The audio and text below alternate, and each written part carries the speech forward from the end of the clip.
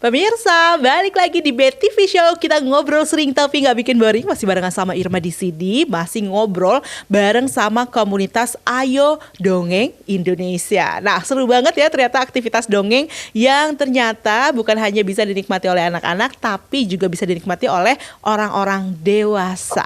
Dan kayaknya dengan adanya program ini atau tema ini, aku jadi pengen banget nih langsung mendengarkan dongeng gitu ya.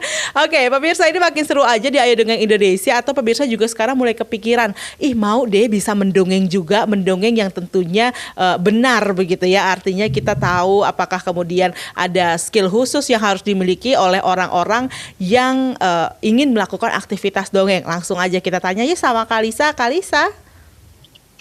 Iya Kak. Kalisa, kalau misalnya ya aku sendiri nih mau bisa melakukan aktivitas dongeng, apa sih skill yang harus aku lakukan atau yang harus aku bangun sehingga aku bisa melakukan aktivitas dongeng yang bagus? Kalau dari pengalaman saya, yang pertama-tama harus dimiliki itu skill mendengarkan, Kak. Oke. Mendengarkan? Iya, mendengarkan cerita. Okay. Atau cerita kan bisa banyak ya, bisa apapun, bisa cerita, bisa berupa dongeng yang dari buku, bisa juga curhatan orang. Nah, menurut saya semua pencerita yang baik itu adalah pendengar yang baik juga.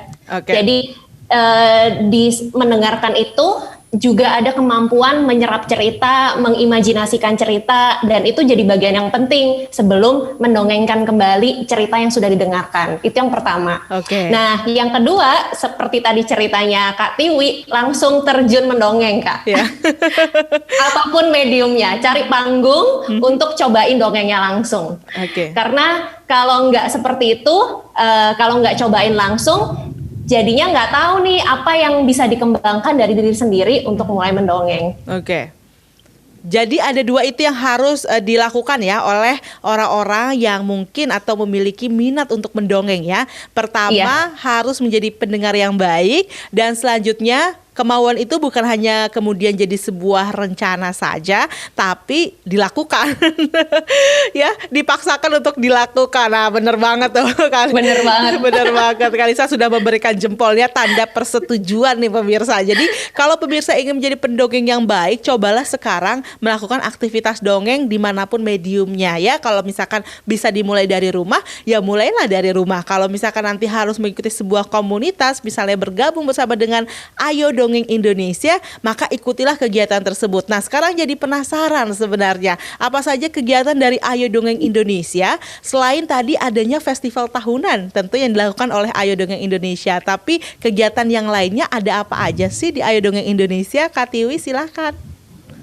Iya, kalau Ayo Dongeng Indonesia kita ada kegiatan rutin bulanan, ada kelas dongeng, ada dongeng kejutan. Nah, kelas dongeng ini kita buka untuk umum, tapi minimal usia 17 tahun.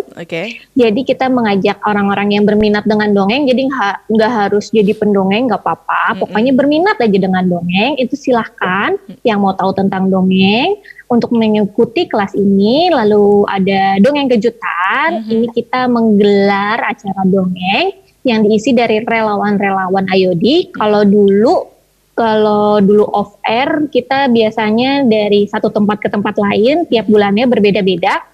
Kadang di taman, kadang di perpustakaan atau taman baca. Ini diisi oleh relawan Ayodi yang ingin mendongeng. Gitu, nah siapa saja yang bisa menikmati dari kegiatan Ayo Dongeng Indonesia? Siapapun yang ingin menikmati dongeng, mau anak-anak, orang tua, ataupun remaja dewasa. Biasanya malah orang tuanya suka lebih menikmati daripada anaknya kadang. Karena mungkin sudah butuh hiburan ya di era sekarang ya.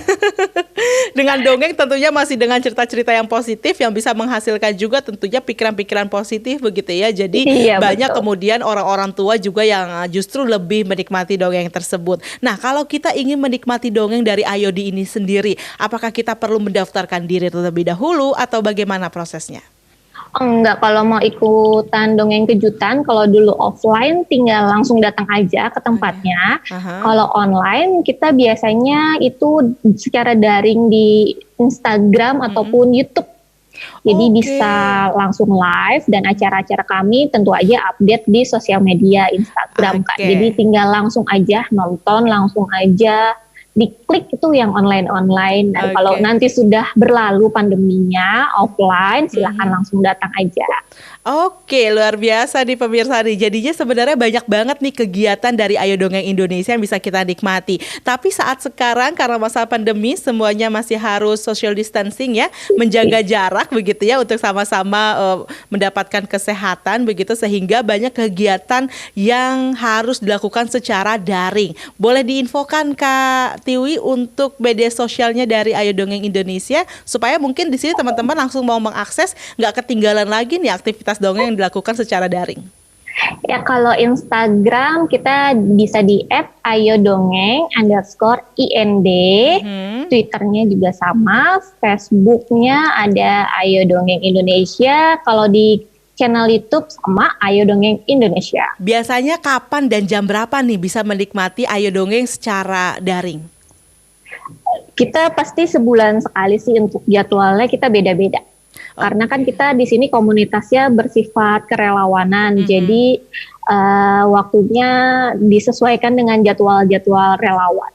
Oke, nah sampai dengan saat ini jumlah relawan sendiri yang sudah tergabung di AYOD itu sudah berapa ya Kak? Ada sekitar 200 Wow, relawan. banyak ya.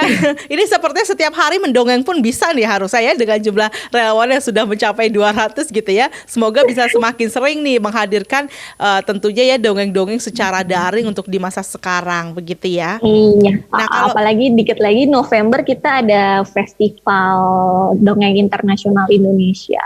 Oke. Banyak banget nanti relawan yang akan terjun. Oke, nah biasanya kalau misalnya kita mau menjadi relawan itu ada syarat dan ketentuannya nggak sih Kak?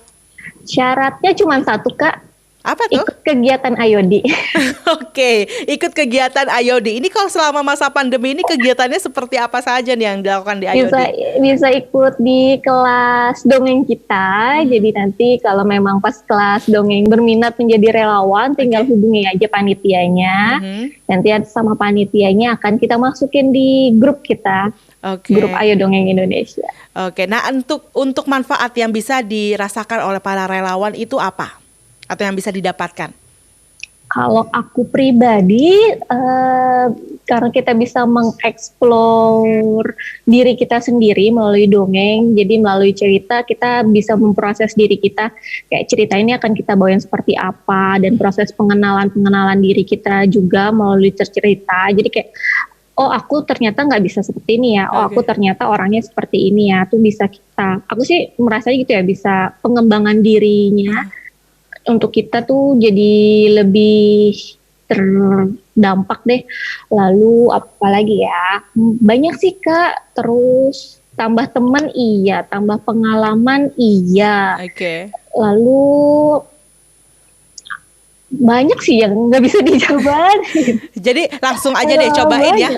Langsung aja cobain bagaimana menjadi relawan di Ayo Dongeng Indonesia ya. Karena kalau tidak sekarang kalian akan kehilangan banyak manfaatnya pastinya. Iya, karena kegiatan kita tuh bukan hanya untuk pendongeng aja, bukan orang yang bisa mendongeng, tapi orang yang suka mendongeng. Jadi kalau kalian mau gabung dengan AYOD tapi nggak bisa dongeng, ya nggak masalah, nggak apa-apa. Yang penting suka dulu dengan dongeng. Jadi mau dari jadi pendengar dulu ataupun langsung mau jadi pendongeng, itu bisa. Dan kita juga di sini karena belajar bersama-sama, mengembangkan keahlian bercerita kita bersama-sama, jadi saling support.